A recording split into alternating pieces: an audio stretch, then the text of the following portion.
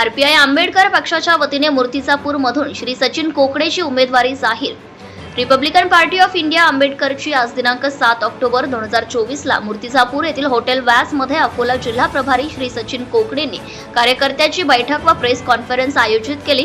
कार्यकर्त्यांना मार्गदर्शन करण्याकरिता पक्षाचे राष्ट्रीय महासचिव डॉक्टर मोहनलाल पाटील, महाराष्ट्र राज्याचे कार्याध्यक्ष श्री बालासाहेब पवार, प्रदेश सचिव श्री कैलास मोरे, पश्चिम विदर्भ अध्यक्ष श्री संतोष इंगले, श्री रामदास घोसले, श्री आनंदराव कोकणे, सीमाताई सरदार, सोनूताई मनोहर यांनी संबोधित केले।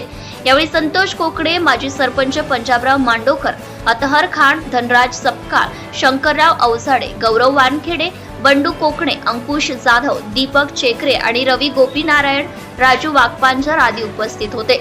सत्यशोधक न्यूज चॅनल साठी मूर्तिजापूर तालुका प्रतिनिधी नागोराव तायडे। लोकसभेमध्ये त्यांचं प्रदर्शन चांगलं झालं। आता येणाऱ्या विधानसभामध्ये पक्षाला आम्हाला असं वाटते की आरपी आंबेडकरला सत्तेमध्ये भागीदारी मिळाली पाहिजे, याच्यासाठी आम्ही प्रयत्नशील आहोत। आणि महाविकास आघाडीचे जे नेते आहेत तिन्ही दलाचे त्यांना आम्ही केलं आहे की आम्ही तुमच्यासोबत तेव्हाच राहू जेव्हा तुम्ही आम्हाला सत्तेमध्ये वाटा देणार। अर्थात आरपीआय महाआघाडीसोबत जाणार, महाआघाडीशी जाणार ते त्यांचं अवलंबून आहे। तिन्ही पक्षात मोठे पक्ष आहेत, त्यांच्यावर अवलंबून आहे की त्यांनी आम्हाला सत्तेमध्ये वाटा दिला तर निश्चित आम्ही त्यांच्यासोबत जाऊ। नाही तर पक्षाने पुऱ्या महाराष्ट्रामध्ये 288 पैकी 180 सीटावर आपले उमेदवार आम्ही उभे करणार आहोत आणि त्याच्या तयारीसाठीच फिरत आहे। कारण की आपल्या पक्षाची ताकद दाखवल्याशिवाय कुणी तुम्हाला काही वाटा देणार नाही, त्याला लक्षात घेऊन आमची सर्व तयारी सुरू आहे। आणि पण आम्हाला अपेक्षा आहे की महाविकास जो आपली महाविकास आघाडी आहे ती निश्चितही रिपब्लिकन पार्टीला सत्तेमध्ये भागीदारी अशी आम्हाला अपेक्षा आहे।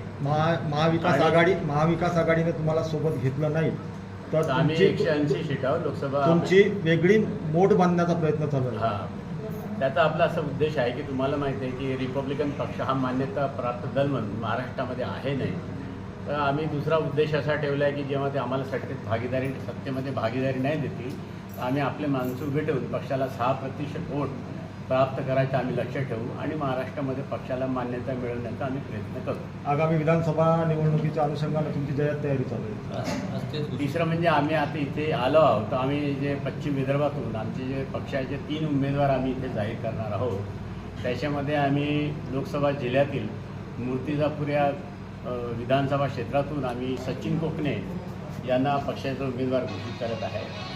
त्यानंतर आमचे पश्चिम विदर्भातून आमचे बुलढाण्यातून मेहकर या विधानसभेतून संतोषजी इंगळे आमचे उमेदवार राहतील आणि अमरावती जिल्ह्यातील दर्यापूर या विधानसभामध्ये श्री कैलास मोरेजी आमच्या पक्षाचे उमेदवार राहतील।